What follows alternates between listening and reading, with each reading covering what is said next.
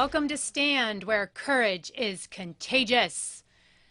We are helping you to stand up to life's challenges one episode at a time. I'm your host, Kelly Tshibaka, formerly a government watchdog, a candidate for U.S. Senate in Alaska, where I am born and raised. And as always, I am joined by my co-host, my brilliant husband, a former federal civil rights attorney, Nikki Tshibaka, and we are broadcasting from Alaska's last frontier.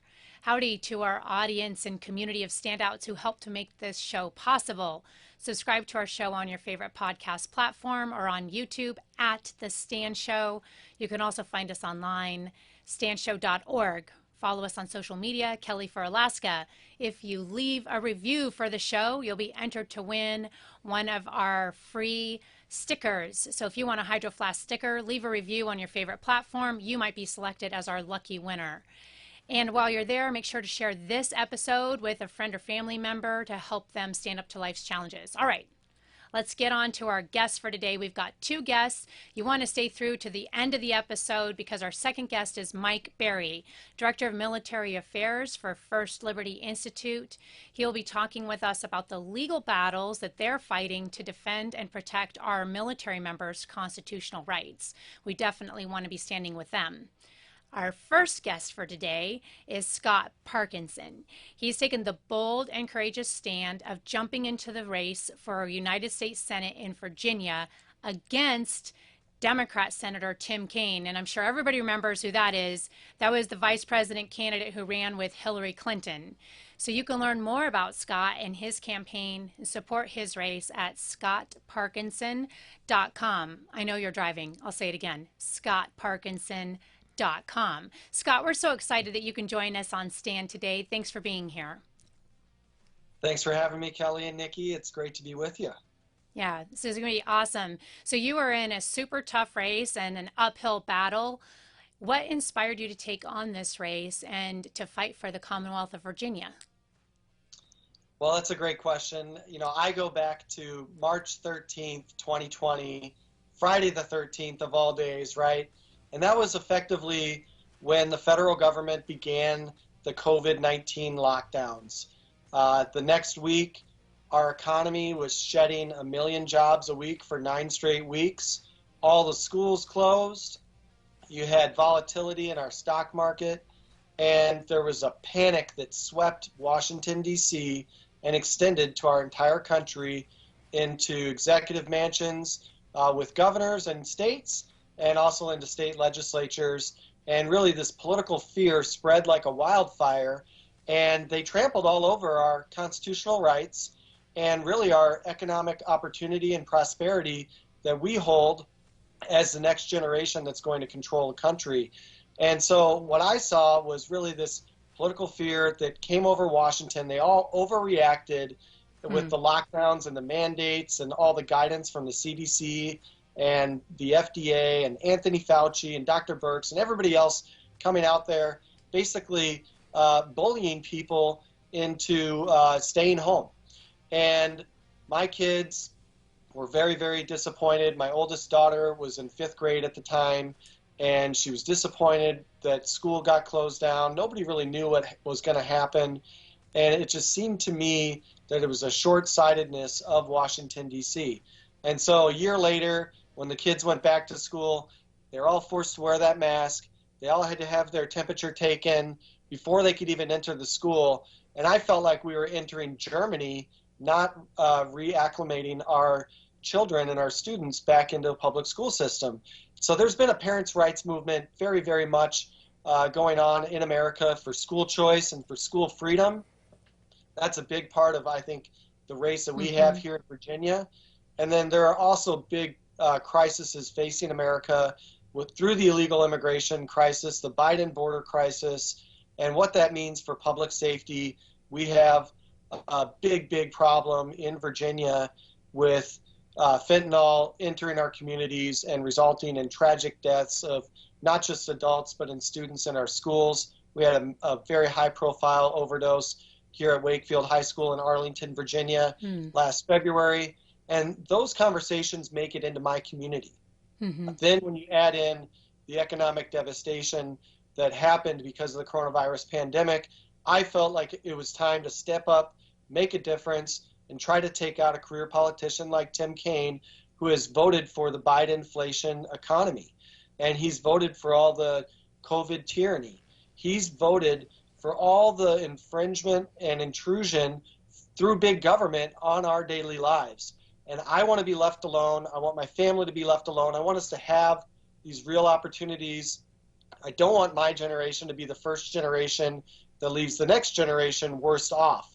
And so that means that we need to step up and say no to these career politicians like Tim Kaine, who have completely lost their way. I talk about political fear being contagious. So is political courage. We just need more people that have the courage to stand up and fight for us. That's really inspiring, Scott. And that whole idea of us, we the people, seems to have been lost on the career bureaucrats and politicians in Washington, D.C. And we're seeing a movement across the nation where people across party lines are saying, hey, wait a minute. This is a we the people country, not a we the bureaucrat country. And so that's what I hear you saying as part of the inspiration for your campaign. You've kind of touched on some of the differences between you and Tim Kaine. Could you tell us a little bit more about what you would do as senator? What would be different for Virginians? Well, Tim Kaine has been a rubber stamp for Joe Biden. And I'm a dad of 4 kids. My kids now are 13, 7, 3.5, and 19 months. And I'm used to saying no. I'm used to saying slow down. I'm used to saying stop. And I think that we need those leaders in Washington that are willing to stand up and say no to the lockdowns, say no to the COVID tyranny, say no to open borders, say no to Joe Biden. Tim Kaine is a radical progressive. He's completely lost his way. He votes with Bernie Sanders 94% of the time. And I don't think that America, whether you're in Alaska or here in Virginia, that I don't think we can afford 94% of socialism. But the reality is the Democratic Party has abandoned their political base to try to adhere to the radical progressives. And when you do that, there's so many people, soft Democrats and independents, that have no political base. And I think that we can pick them off and defeat Tim Kaine. When I get into the Senate, there's a lot of things that I have the experience in doing, having worked for 3 United States senators, that I'm prepared for day one. Half of the work of the United States Senate is related to executive branch nominations and judicial nominations. Of course, the high-profile shutdown votes, the debt limit, the farm bill, the highway bill, all those big bills, the National Defense Authorization Act, those things get a lot of attention. But this week, the United States Senate is working on nominations while other negotiations are ongoing behind the scenes. There's actual work going on in the Senate that I'm prepared to do, and I think that Tim Kaine is not an independent voice. I think that he's just somebody that, he used to run the DNC. He was Hillary's vice presidential nominating running mate, like you mentioned. And he's somebody that's been in office for nearly 30 years. It'll be 30 years in 2024. I think that career politicians breed corruption. And I think that it's time for new political leadership. On day one of my campaign, I signed the U.S. Term Limits Pledge, and I believe in that vision. I think that our founding fathers wanted leaders from the community to step up, go to Washington for a short time, and return to their community to be productive citizens and members of that society. But instead, right now in Washington, we have this ruling class of the establishment, the uniparty, that come together and they pass everything through the Senate with 70 or 80 votes, and there just aren't enough conservative voices to make a difference. We obviously need to win the Senate majority back so that conservatives have a seat at the table, and I think that starts with states like Virginia. Virginia has a Republican governor, Glenn Youngkin. He won in 2021, and when you look at the Senate map for 2024, we do have red state Democrats running in Montana with John Tester, West Virginia with Joe Manchin, and Ohio with Sherrod Brown. Those are fantastic pickup opportunities, but those opponents have also proven that they can win in red states. I think that there's a tide shifting here in Virginia underneath our Republican governor, Glenn Youngkin, and when you look at the other pickup opportunities, whether it's Arizona, Wisconsin, Michigan, Pennsylvania, they all have Democrat governors. Nevada has a new Republican, but I don't see the shift of momentum in the same vein that we have here in Virginia underneath the leadership of Glenn Youngkin.